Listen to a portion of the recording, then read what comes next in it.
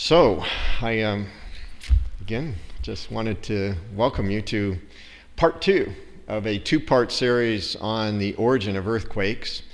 And last week we went over, and we're not going to really repeat, we went over all that the Bible has to teach about earthquakes. The Bible says, I'll summarize it this way. The Bible says there will be global earthquakes. The Bible says there will be global earthquakes to the point where every mountain will be moved, every island will flee away, every city will be destroyed, every wall will be knocked down, and the earth will reel like a top. We went over all the verses covering that. I mentioned last week that evolutionary plate tectonic theory would say that's impossible. So if evolutionary plate tectonics theory of what's causing earthquakes over, stresses building up over millions of years, etc. If that's true, we'll never have a global earthquake. But the Bible says we are going to have a global earthquake. And last week we said that this week we will cover a theory of how the flood of Noah occurred, that the causes of the flood of Noah and how the flood of Noah occurred scientifically would put us in a position where global earthquakes could and will occur. And then we're going to conclude today with, what holds up to the facts of biblical prophecy and the facts of science. So we went over the Bible verses last week, and then we tried to do a real quick look at what does evolutionary plate tectonics teach. We did that last week. We're not going to do it again except by a review, and the reason why we can review it is if anybody goes to the supermarket that sells National Geographic, you're going to see this. This is the special edition. And if you look at this fine print, it says leave this on the shelf till July 2010. So we've got, here it is, May 2010, and we've got the July 2010 edition. That's pretty good, pretty up to date. And they talk about all of Mother Nature's fury, all the things happening, hurricanes, tornadoes, earthquakes, fires, look at what's happening. And it's flying off the shelf. And fortunately, this provides just a little review for those that weren't here last week. The next slide, this is out of the National Geographic special edition.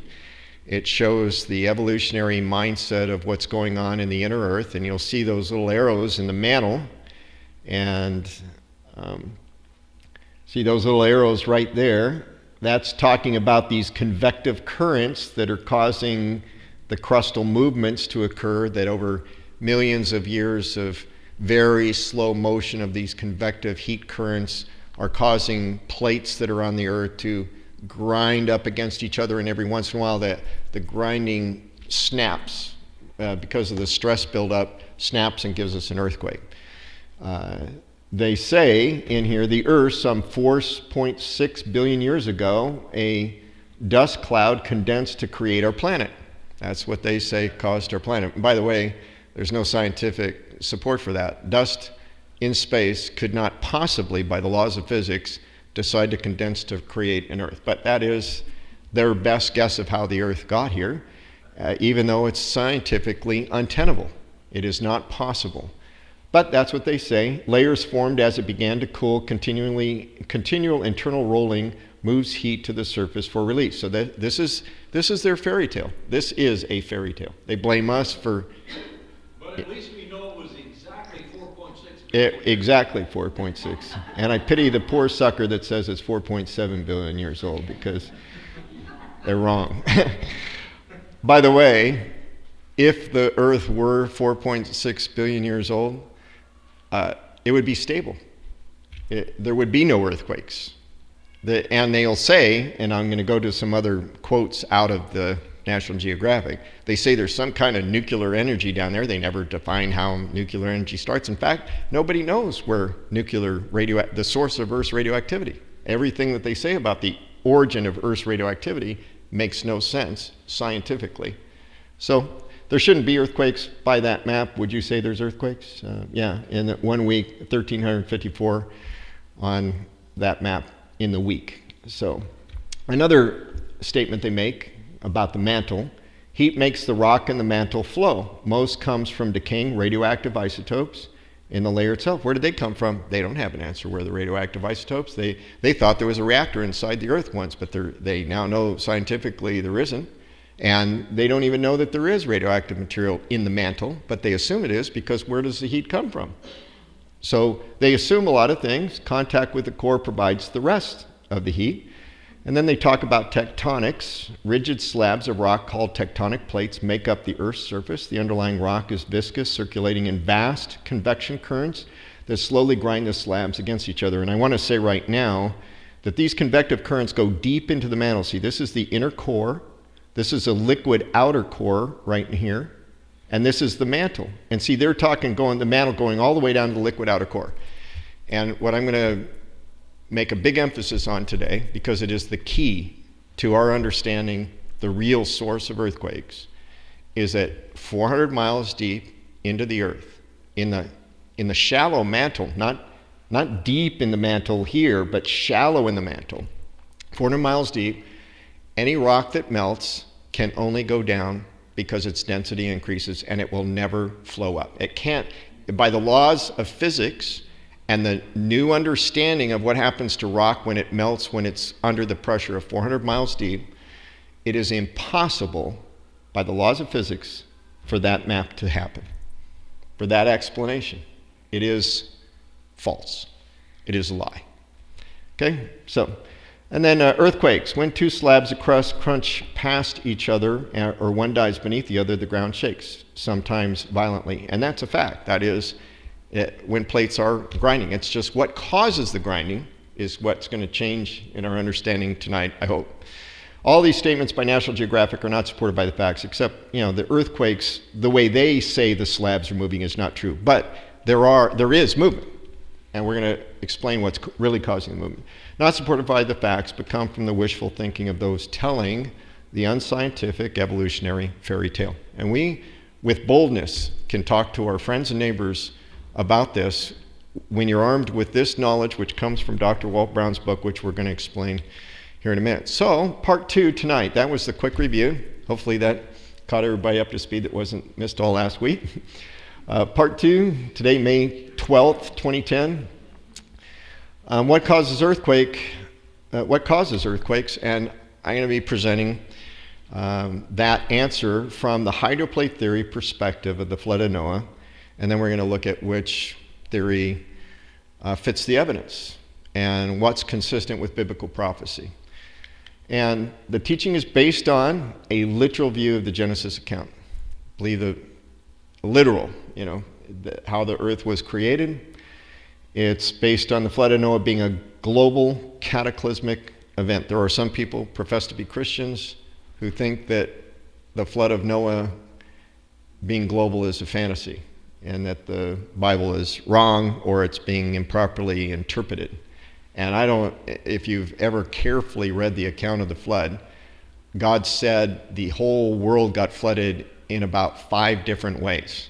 It's like everything that on the earth that had breath in its nostrils died, except for what was on Noah's Ark. I mean, he made it emphatically clear. It was a global cataclysmic flood. And it's also based on Dr. Walt Brown's hydroplate theory, which his website is at creationscience.com, and you can read all about how the flood of Noah occurred and the scientific support for it. This slide shows the 8th edition of his book, and Dr. Walt Brown, again, creationscience.com. So, because it's really important to get an overview of his theory to really narrow in on what we're going to talk about today. In 1993, there was a CBS special that featured an animation of Dr. Brown's theory of the flood, while CBS did a special on In Search of Noah's Ark. And so we're going to watch what was shown to millions of Americans in 1993 as just a quick summary of the entire hydroplate theory that will be the basis for then tunneling in, looking narrowly at the melting of the inner earth and when that happened, how it results in earthquakes on the earth today.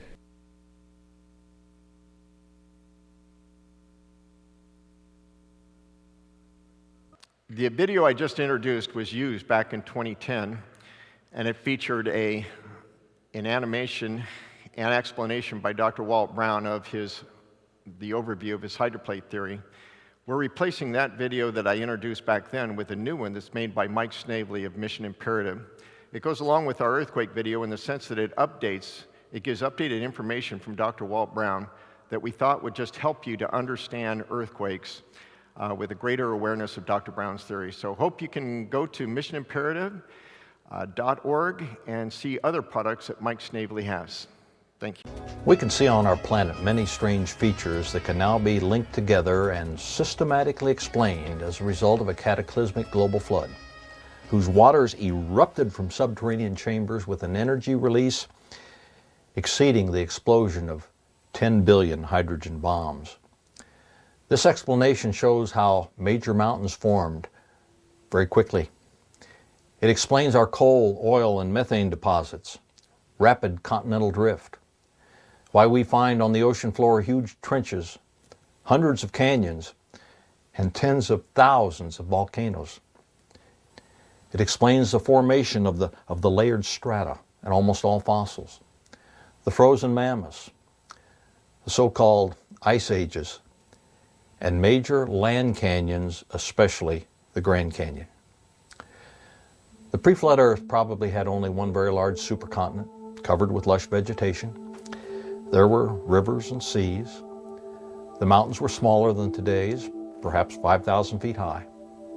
According to the hydroplate theory, about half the water that is now in our oceans was originally in interconnected subterranean chambers.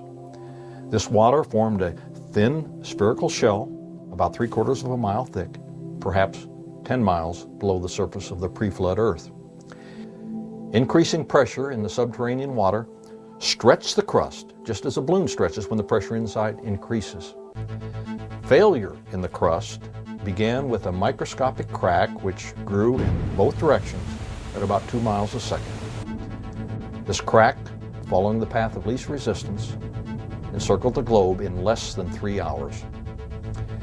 As the crack raced around the Earth, the overlying rock crust opened up like a rip in a tightly stretched cloth. The subterranean water was under extreme pressure because of the weight of the 10 miles of rock pressing down on it. So the water exploded violently out of the rupture. All along this globe-encircling crack, fountains of water jetted supersonically into and far above the atmosphere. The spray from these enormous fountains produced torrential rains, such as the Earth has never experienced before or after. The Bible states that all the fountains of the great deep burst open on one day. And it describes these events about 5,000 years ago that we can now tie together scientifically in cause and effect order. Some of the water jetting high above the stratosphere froze into supercooled ice crystals and produced massive ice dumps, burying, suffocating, and instantly freezing many animals, including the frozen mammoths of Siberia and Alaska. The high-pressure fountains eroded the crumbling rock on both sides of the crack, producing huge volumes of sediments that settled out of this muddy water all over the Earth. The sediments trapped and quickly buried plants and animals, forming the fossil record. Vegetation uprooted by the floodwaters accumulated in certain regions where it was buried and compressed, rapidly becoming our coal, oil, and methane deposits by processes we can duplicate in the laboratory today. Eventually, the rupture became so wide that the newly exposed compressed rock beneath the subterranean chamber sprung upward, giving birth to the mid-oceanic ridge that wraps around the Earth like the seam of a baseball. The continental plates, the hydroplates, with lubricating water still beneath them, slid downhill away from the rising mid-Atlantic ridge. After the massive, slowly accelerating continental plates reached speeds of about 45 miles an hour, they ran into resistances and, like a crashing continental-sized train, compressed, crushed, and buckled. As the continents crushed and thickened, they rose out of the floodwaters. The portion of the hydroplates that buckled down formed ocean trenches. Those that buckled upward formed mountains. This is why the major mountain chains are generally parallel to the oceanic ridges from which they slid. This also explains why today's continents do not have the jigsaw fit against each other as so many textbooks mistakenly claim. Instead, the continents would fit much better against the base of the mid-Atlantic ridge, where the continental drift began. The hydroplates, in sliding away from the mid-Atlantic ridge, opened up very deep ocean basins into which the floodwaters eventually drained. This rapid continental drift and the resulting compression and buckling was so cataclysmic that it occurred within a single day. Immediately after the flood, sea level was considerably lower than it is today, so land bridges connected every continent. This allowed people and animals to spread over and repopulate the post-flood Earth. As the thickened continents slowly sank into the Earth's mantle, the new and very deep ocean floors had to rise in compensation for the downward flow of mass. Therefore, sea level rose slowly for a few centuries after the flood and eventually reached today's level. As sea level rose, river channels were drowned, channels that had been cut down to the lowered sea level by the heavy drainage after the flood. This explains the famous submarine canyons that are extensions of our major rivers, such as the Amazon, the Congo, the Indus, the Hudson, and the Ganges. Because some submarine canyons are almost 3 miles below today's sea level, we can conclude that sea level and some seafloors were about 3 miles lower than today. The rising sea eventually flooded the land bridges and produced the look of the continents as they appear today, separated by water. As the floodwaters drained off the continents, every continental basin was naturally left brimful of water, producing many post-flood lakes. Because of local conditions, some of these lakes simply dried up. Others continued to collect water from rainfall and drainage from higher elevations. Sometimes a large lake spilled over its rim at the lowest point, eroding a notch. If the rim wall was composed of sediments that were still soft, the escaping water quickly enlarged and deepened the notch. As the volume and speed of the escaping water increased, so did its eroding power, until the entire lake surged through a deep slit, forming a canyon. The largest canyon formed by this process is the Grand Canyon of Arizona. North and east of the Grand Canyon was a huge lake that I identified in 1988 and named Grand Lake. Its dumping released more water than is in all 5 of the Great Lakes. Grand Lake spilled over its rim and carved this spectacular funnel 20 miles south of Page, Arizona, catastrophically forming the Grand Canyon within a few weeks and leaving a living testament to this terrible global flood, which can now be studied in person today.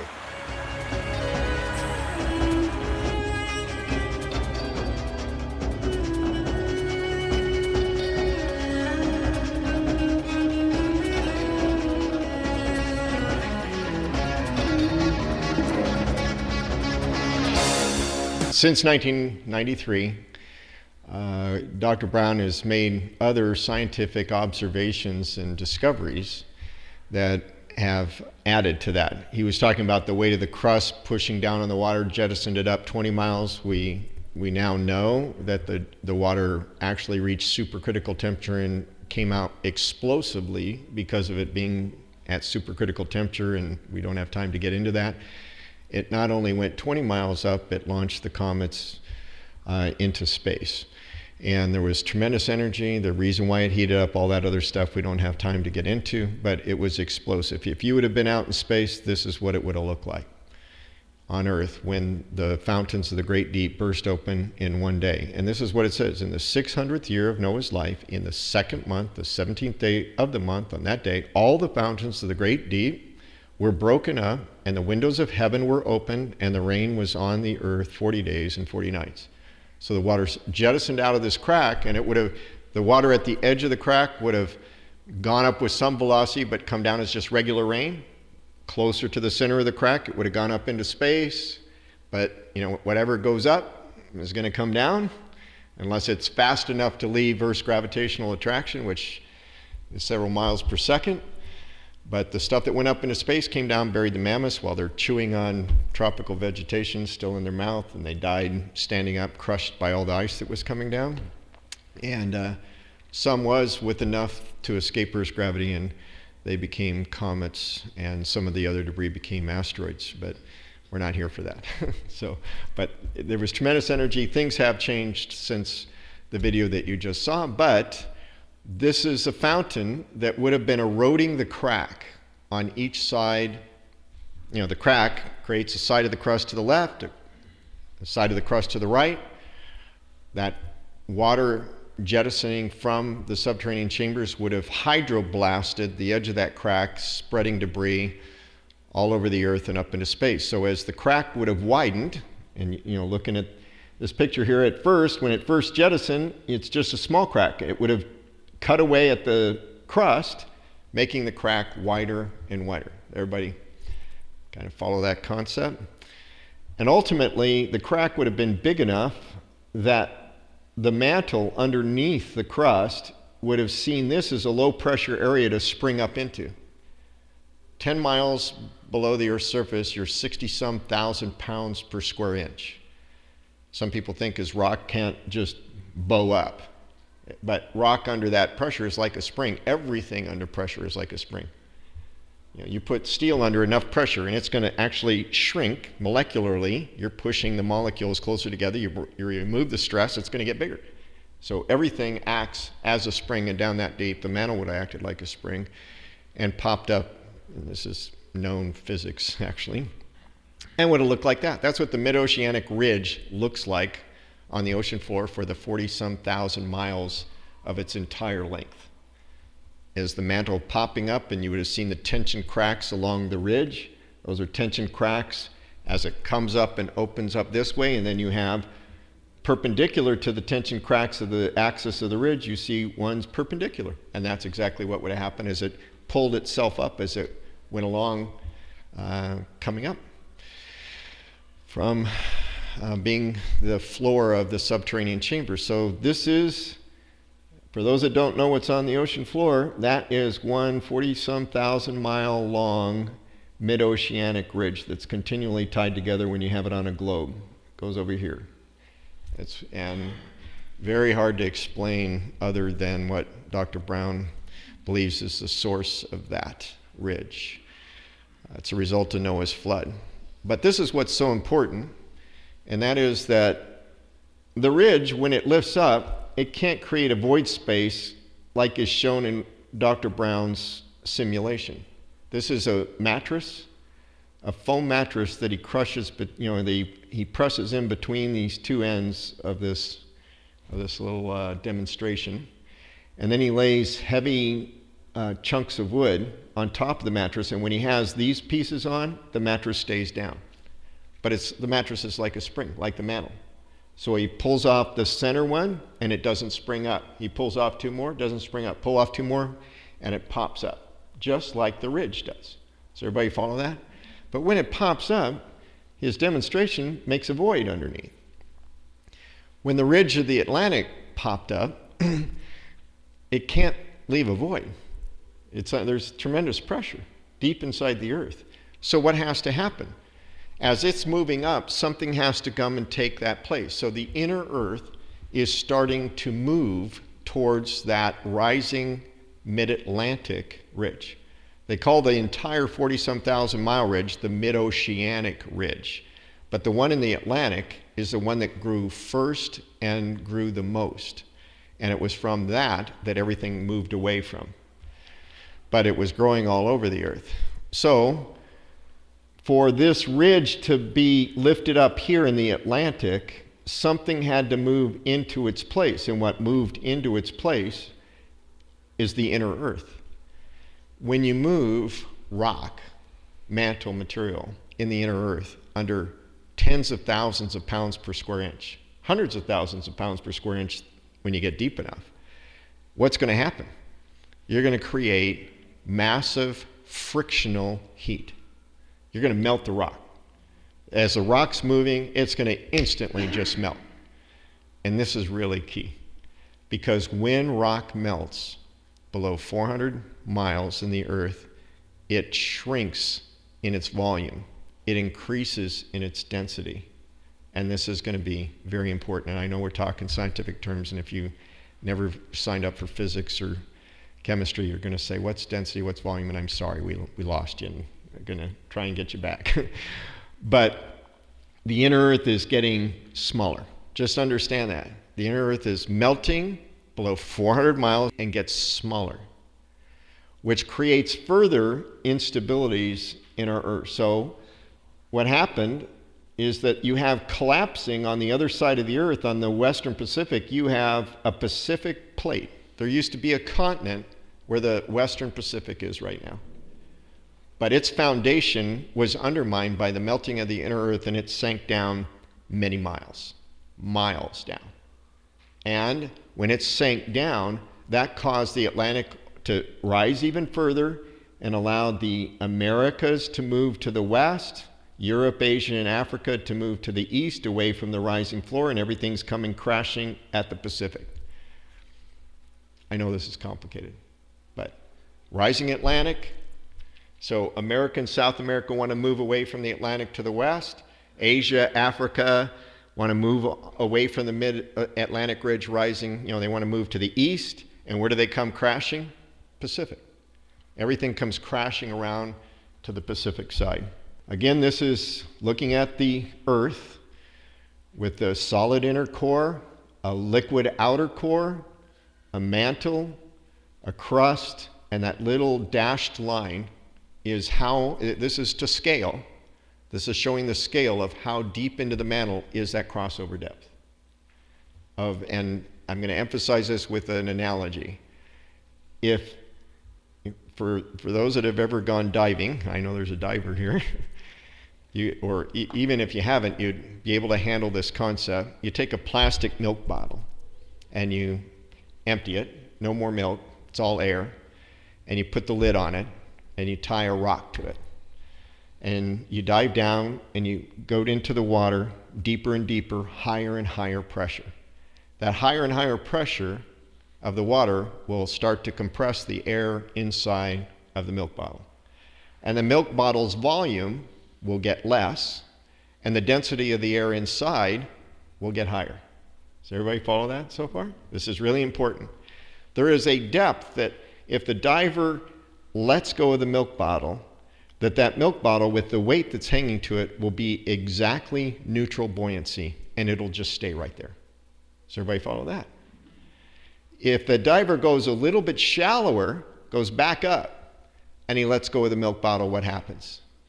It's going to rise to the surface, and it's going to actually rise faster and faster as it gets closer and closer to the surface. If he's at that exact neutral buoyancy and he decides to go down from there, what's going to happen when he lets go of the bottle? It's going to go down, and the deeper it goes, it's going to go faster and faster and faster. The exact same thing happens inside our Earth when rock melts. At 400 miles deep, when rock melts, 400 miles. I keep doing that. At 400 miles, when a rock frictional heat from some deep earthquake, and there are earthquakes that are that deep. One happened in Spain a couple weeks ago, 3 weeks ago or so. When rock melts at 400 miles deep, the volume and density of the rock turning to liquid when it melted changes nothing. Volume is the same, density is the same. As soon as you go a little bit lower and you melt rock, the rock actually now takes less room, less volume, more density, and now something else has to fill the place because it's now shrunk. Does everybody follow that? Okay, very, very important. So when rock melts above the crossover depth, its magma is trying to find some volcano or some other way to get up shallower. When rock melts below that, it's trying to get to the liquid outer core. Any further cracking or fissures that open, that want to any slipping, that liquid magma now is denser than the rock around it, and it's trying to get deeper and deeper and deeper. Its density is greater than the rock around it. It cannot go up. What evolutionists teach about this circulating currents is like believing that an axe head can surface all of a sudden on the water that's sunk because somebody throws an axe head into the water, which we know is a miracle, and God can do that. But the evolutionists, they believe in a miracle. They believe a miracle has caused the mantle to circulate because by the laws of physics and science, their little fairy tale needs a miracle. It's not scientific. So, and they accuse us of, being brain dead. But, okay, this is the graph. And this is a graph out of a scientific paper of the Japanese that discovered this crossover depth pressure. And just by way of understanding it, this is the density when rock melts. This is the magma line. Magma means melted rock. So this line is the deeper you go. And when you go up, it's the shallower you go. And when you move to the right, you're increasing in density. When you move to the left, you're decreasing in density. So you can see that when rock melts here, it's less than the density of solid rock there. So it wants to float up. Does everybody follow that? But you can see that as you get deeper and deeper and deeper, liquid rock starts to approach the same density as solid rock. Does everybody see that? And then those two lines cross right here, and that's the crossover depth. Does everybody see that? And then when you get to the interface, and this is going to be important in a graph I'm going to show in a minute, but the liquid outer core, which anything that melts down here, rock which melts below this depth will become more dense and move towards the outer liquid. It's going to go down, and right here, this is solid rock, mantle, and right there is liquid outer core. Do you see the density difference? 5.5 and 10. So in other words, a rock right at that depth, at the depth of where it goes from being solid rock to melting to become liquid outer core, its volume shrinks by half. That's huge. That's a huge difference. And that shrinking in half has now undermined the foundation of everything above it. It's creating a stress in all the mantle and crust above it because you've just taken away some of the foundation of everything that is above the place where that rock melted. Any melting of rock below this depth results in the undermining of the mantle and crust foundation. This is the reason why there will be massive and global earthquakes in the future. And let me play this out. There are deep earthquakes. Every single deep earthquake is melting rock, which is causing greater stresses on all the remaining crust and mantle. So the stresses are increasing all over the world. You can have a deep earthquake in Spain, and it's putting stress in America underneath our foundation because it's a sphere that's losing the foundations on the inside. And so then, now there's more stress. The strength of the rock, if the strength of the rock can take the stress that solid rock was holding before it became liquid, liquid can't take stress. Okay, so solid rock is holding stress. As soon as it melts, it's no longer holding any stress. It has to give the stress it was holding to the surrounding rock. If the surrounding rock was almost ready to break before the earthquake happened, then it takes that extra little stress and it says, that's more than I can handle too. It melts. It faults and it melts. So now it's not holding anything and it has to take the stress it had and pass it on to the rock next to it, but it's saying, now you just overloaded me. Does everybody see the problem with that? It's technically what happened to the trade towers, and I'm going to assume that we didn't purposely drop them through thermal burning, but when you heat up the steel of a building, if that's what happened, if you heat up the steel of the building, ultimately hot steel can't hold as much as room temperature steel. And so then it can't hold, so a beam finally gets so hot it can't take the stress, puts it to the other beams, they're already hot too, the whole thing comes down. So for those that are into the conspiracy theory of the trade towers, then you're saying, oh, Kevin, you don't know the facts. I've heard them, I just don't know what really happened, but I know that if you heat up a structure and it can't hold it, it's going to fall. And getting back to the Earth, the scientific fact associated with increasing density of melted rock magma below the crossover depth makes the National Geographic article a glossy tabloid fantasy. It sure looks nice, though. It is glossy. They did a great job with the picture. It's just not possible. The inner Earth resulted in the collapse of the supporting rock under the Pacific Plate and the formation of the trenches. The scientific evidence that's on the Pacific floor says that this happened. A massive melting occurred and a massive block faulting of the mantle and crustal material happened. And Dr. Brown has calculated by just looking at how big the liquid outer core is.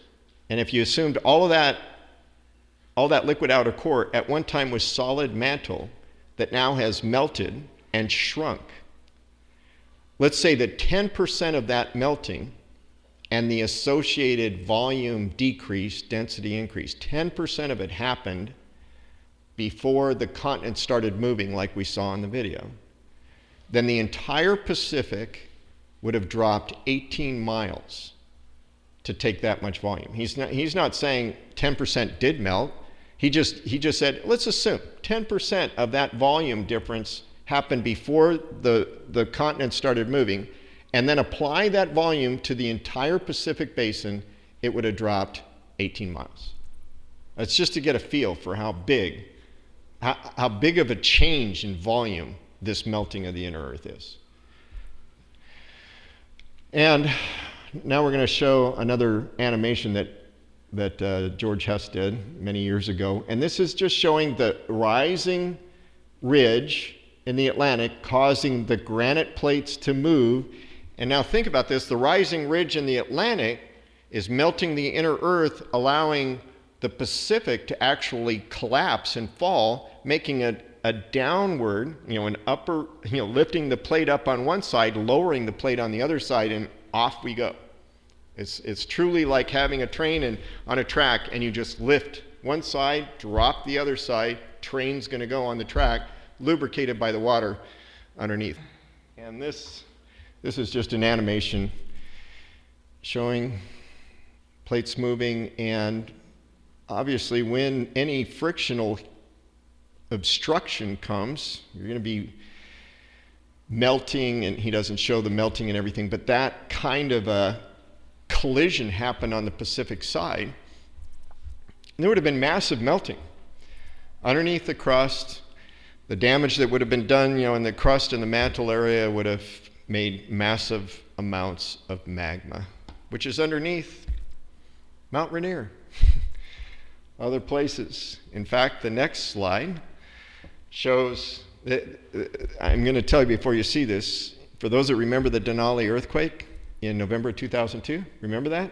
In Alaska, not the one that we had in 2001, but the Denali earthquake in Alaska. How many people knew that big earthquake in Alaska shook houseboats off of their sewer lines and mooring lines in Lake Union? Okay? And you're going to see the news, you're going to see the nightly news that night that I watched, and then we worked out with the Como TV to get a clip of this for educational purposes, so we got the rights to do this, to show you what happened in the nightly broadcast of the earthquake in Alaska, which is not very close to Lake Union.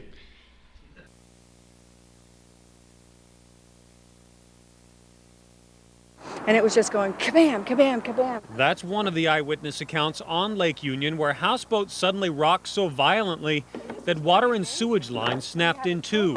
So the whole thing shifted, actually quite a bit of distance. Floating homes were rocking differently than any of these homeowners ever witnessed before. Not this up and down Right, you would get usually if a you go boat like came this. through here. And so we just didn't, it was very disorienting. And then we realized that it was the water going this way. And seismologists say they could blame the Alaska quake. While it didn't generate a tsunami, energy waves traveling through water could indeed slosh Lake Union. You do get this very low frequency motion, very slow up and down, and that can cause bodies of water to sort of slosh, a little bit like in a bathtub. Seismologists say there are similar reports from Lake Pontchartrain in New Orleans and from nuclear power plants as far away as Minnesota. where tonight they're asking the same questions heard on Lake Union. And then looked out to say, what is happening here? Okay, now, the seismologists are pretty amazing. The earthquake waves could go through water. Well, it only happened in Lake Union. There's hundreds of lakes between here and Denali, Alaska that nobody was reporting. Nobody talked about the hundreds of lakes and bodies of water between Denali, Alaska and thousands of miles away in Lake Pontchartrain. I talked to somebody who was an eyewitness at Lake Pontchartrain in New Orleans. He said Lake Pontchartrain all of a sudden looked like a bathtub that somebody had taken and just shook. Snapped 1-inch mooring lines on boats. And so if it's just the earthquake waves flowing through the land that hits Lake Union, then it would have been everything between Alaska and Lake Union. And for those that are familiar with physics, the energy associated with an earthquake in Alaska diminishes by the cube of the distance. So in other words, how did we have the energy to knock houseboats off hundreds and hundreds of miles away from Alaska? There should have been houseboats, everything else going all over the place. But as far as Missouri, Yellowstone's geysers were affected, Lake Pontchartrain was shaken, and so what's the explanation? The explanation is hydraulics. Underneath the continents, the continental crust, is melted magma and water left over from the way God created the earth. The water is left over from how God created the earth with some water underneath that not all of it jettisoned out. And by the magma of the compression event of the crust coming to a screeching halt underneath. So what happened in Alaska with that big earthquake is that's like pushing down the brake on your car. And then the hydraulics are going underneath the continent looking for weak places. One of the weak places is Lake Union. For those of you that have houseboats and other buildings in Lake Union, I would say based on this, you should leave, because the next really big earthquake could just pop the brake cylinders and blow the land right out, and it could just be a horrible disaster on Lake Union. Because it pressed, the hydraulics were pushing on Lake Union, and Lake Union was weak enough to actually move and shake houseboats. And Lake Pontchartrain was weak enough to shake houseboats. Does everybody follow the thought, I hope? So, this just gets a feel of the distance. See, this is the earthquake from Alaska all the way to New Orleans, thousands of miles away. Eyewitness account to me told me he couldn't believe it. Nobody could believe it. All of a sudden, it's like, at the time, they didn't know the Alaska earthquake. They were just, wow, what happened to the lake? Somebody just shook it up. So, the crossover depth is about 400 miles deep. It's really important. The center of the trenches, which are the deepest places in the Pacific Ocean, are exactly opposite of the rising Atlantic ridge. In other words, when the Atlantic rose, it pulled away the foundation on the Pacific side, and parts of the crust crushed down into the trenches on the Pacific side. There's no trenches over on the Atlantic side. All the trenches are in the Pacific. The center of them are exactly opposite the Atlantic ridge. Plus, as the foundation was removed from underneath the Pacific and block faulting would have occurred on the crust, magma would have been created. That magma would have been pouring out onto the surface. There are 40,000 volcanoes on the Pacific Ocean floor. There's not thousands of volcanoes on the Atlantic floor or any. This is the concentration, the highest concentration, far exceeding anything else found on any part of the ocean floor. And the concentration of volcanoes in the Pacific floor on the ocean side of the trenches is completely contrary to evolutionary plate tectonic theory. And this is the graph that I wanted to show you. This is a scientific fact. Over here you'll see the depth column, and this is 2,800 miles down into the earth. The interface between, this is the very bottom of the solid mantle, this is the very top of the liquid outer core. 3,000 miles deep is the very top of the liquid outer core, and you see the density is 5.5 in the rock, and just below the rock in the liquid outer core it goes to 10.1. That's a fact based on earthquake sound waves. They know the density very accurately. They know that at that interface there's that big of a density difference. That's a huge deal. So, based on the theory, the inner Earth before the flood didn't have a liquid outer core, it just had an inner Earth, mantle material with a crust that was around it. And you'll notice I deliberately made this Earth bigger than this Earth, because the Earth was bigger in radius, circumference. And after the flood, the inner solid core and the source of Earth's magnetic field was formed. The liquid outer core, which is a result of the melting of the inner Earth, was formed. And see, these are fault lines that have occurred in the mantle and in the crust as a result of something has to fault as the Earth is getting smaller. So everybody see, if you have a ball this big and you're going to make it this big, something has to fault and to keep on collapsing down on top of its ever shrinking size. Which, by the way, what does that make the Earth do? Spin faster or slower? It spins faster. So that will cause the Earth to have more days in a year or less days in a year? More days in a year. Why were all the calendars of antiquity based on how many days a year? 360 days. And see, that's because before the flood, okay, they had it all figured out. 360 days, all the calendars. When the flood's over and Noah comes out of his boat, God hasn't told him, the melting of the inner Earth has just sped the Earth up because the volume has decreased, and therefore you need to readjust your thinking. They stuck with 360 until they realized everything's out of whack with 360. A few years go by. Wait a second, I'm having to plant my crops different every year because it's not 360 days. And so they went through, if you look in antiquity, there is so much evidence in antiquity that people struggled with the change of the calendar, which was a result of the change of the inner Earth shrinking us. Every single major earthquake causes the Earth to spin faster. It's a fact today. And you would expect it because every major earthquake is causing melting. The Earth is continuing to get smaller and it's spinning faster. The effects of a decreasing inner Earth volume can be demonstrated by removing the foundation of air pressure from the inside of a toilet bowl float. And for that demonstration, I bought one of these today. This is your Earth before the flood, and it's probably apropos. It's pretty corrupt Earth. This is the toilet bowl float. So if it's not totally spherical like an Earth, but it's close enough for our little demonstration. So if I remove the foundation of air inside, what we did is we put some steam inside this ball, and there's no air in there. So as this thing cools down, it's losing air pressure inside the ball. It's losing its foundation that was holding the ball round, because you think the inside of that was hollow, but it wasn't. This is your Earth on Judgment. Okay? Now, if we could put a microphone, oh, it's making some noises. You know what those are? Earthquakes. If we had it totally solid, it would be faulting.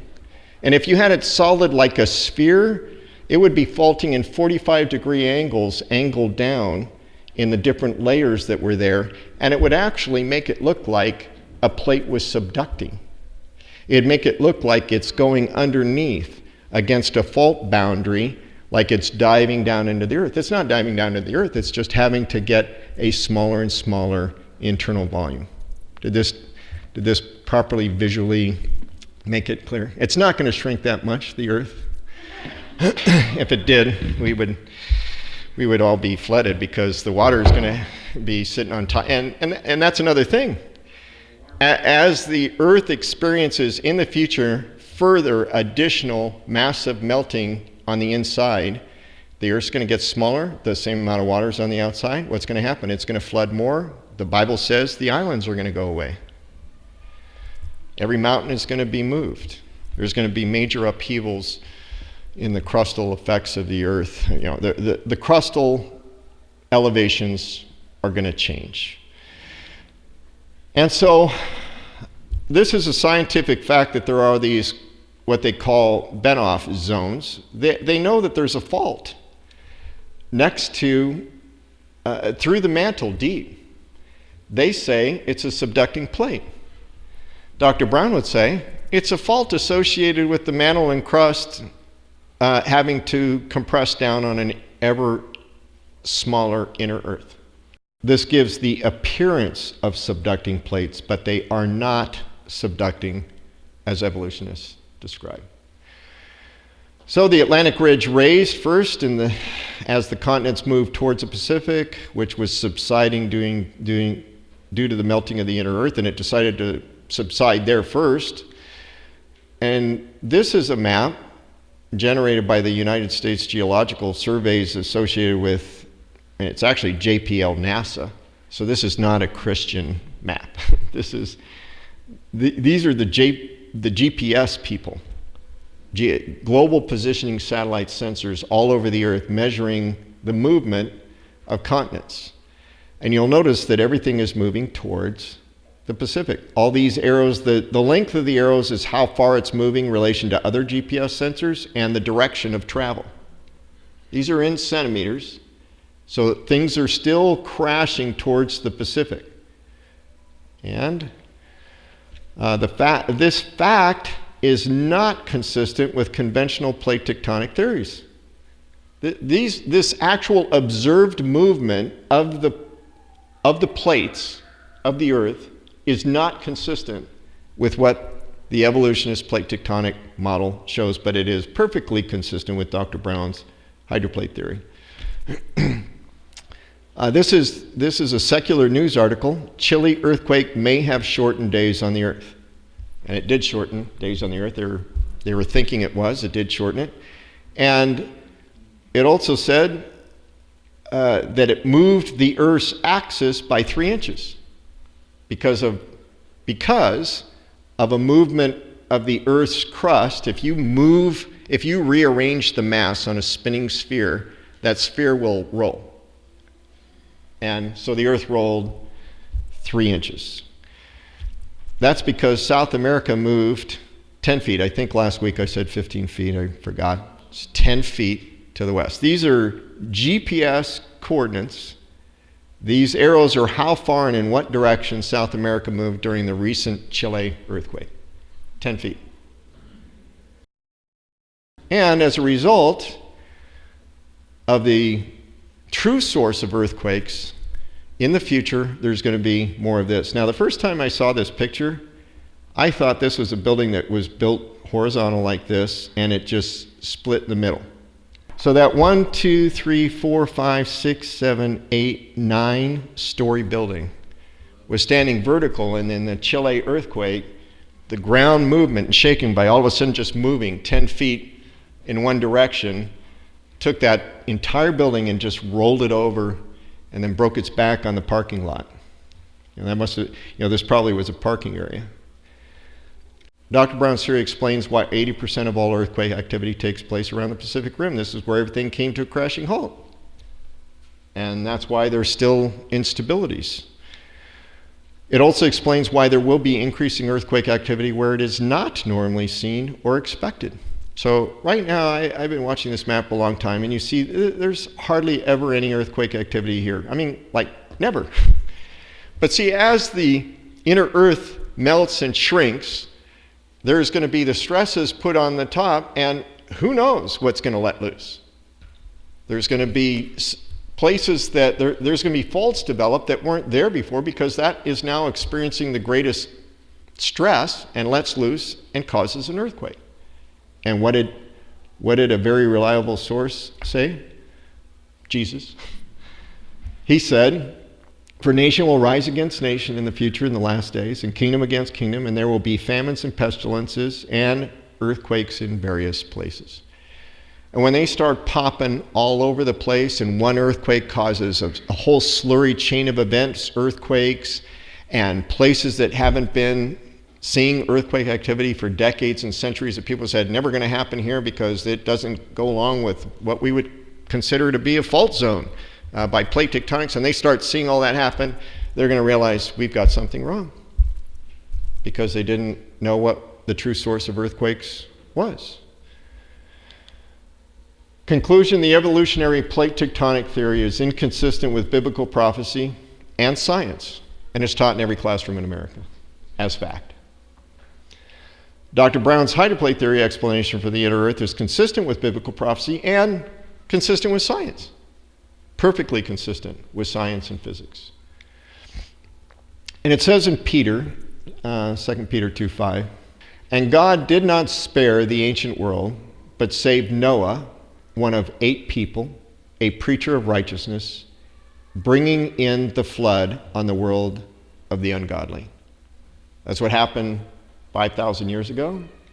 And then it says, and only Noah and those who were with him in the ark remained alive.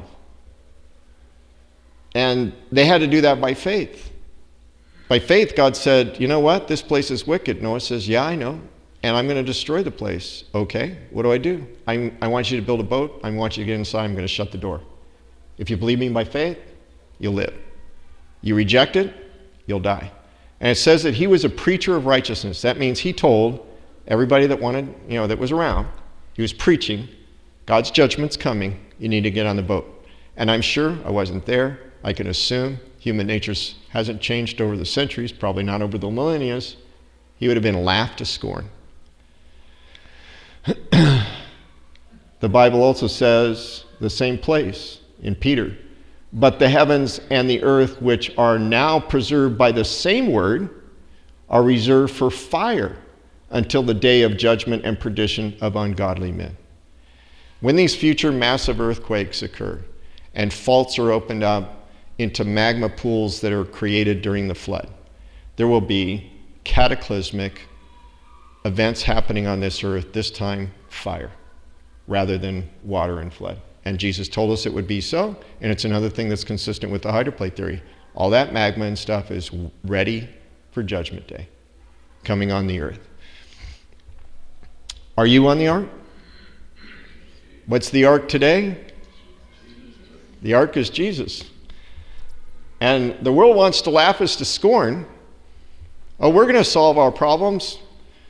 We're going to drill for oil. Isn't it funny how people that solve problems? And I mean, I'm all for it too, but it just shows you. Did you know that one report is that the BP executives flew out to the oil well to celebrate their safety record of having just successfully completed the drilling of the well that was in the final stages of being made ready for production. And they're sipping suds and high-fiving, aren't we good? Just like the Titanic. In fact, I wonder, as I grow older and I see the effects of man's pride, I kind of wonder, what would I have done if I had a all expense paid trip to New York on the maiden voyage of the Titanic, and I was walking on the pier and I happened to see the sign that one of the builders put on the pier saying, "God couldn't sink this ship." I hope I would have been spiritual enough to say, anybody want my ticket? Because the pride of man is incredible. And see, either we have Jesus, and he is our Savior, and we are trusting on him, and we are standing on the rock, or you're trusting in man to solve man's problems, when everything that we look at is everything man touches turns to disaster. Everything man promises, God couldn't sink this ship, nobody's going to mess with our oil wells, nobody's going to this, everything just shows the frailty and the inability of man to do what they hope to do. I would rather put my hope and trust in the God who created the universe than to put my hope and trust in man. And so, if the answer to "Are you on the ark, Jesus?" is yes, then you are saved. And though we might experience an earthquake in Kitsap County or Mason County tomorrow that could collapse all the buildings, and what do we have a hope of if all of a sudden the building comes down on us and knocks us on the head? We're going to go be with Jesus. We have a hope. So I don't want this to scare anybody and say, oh no, what are we going to do? Global earthquakes. I hope you're scared really bad if you don't know Jesus, if you're not on the ark. And I hope you do something about finding Jesus, because he is our rock spiritually, and nothing will move him. The earthquakes are coming, and they're going to be bad, but nothing is going to touch our soul being saved by Jesus, and we have an inheritance in heaven.